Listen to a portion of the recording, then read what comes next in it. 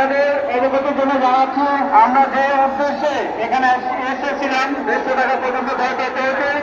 এই অবরোধ যদি না দেওয়া হয়, আগামী 48 ঘন্টার মধ্যে যদি আমাদের এই এসআরও পরিবর্তন না করা হয়, তাহলে আমরা কঠোর কর্মসূচি এটা অবস্থান ধর্মঘট এবং পাশাপাশি সকল প্রকার কারখানা বন্ধ রাখার আমরা ঘোষণা দিলাম আর কি। ওর কথা হচ্ছে যে আমাদের 150 টাকা পর্যন্ত ভাতা অবশ্যই আমাদেরকে দিতে হবে। সবাই আপনি সর্বশেষ আমাদের সমস্ত সেক্রেটারি আপনাদেরকে ঘোষণা করবেন, সর্বশেষ ঘোষণা। আমি আপনারা বলতে পারার জন্য সর্বশেষ আমার দেশের মালিক যারা আমাদের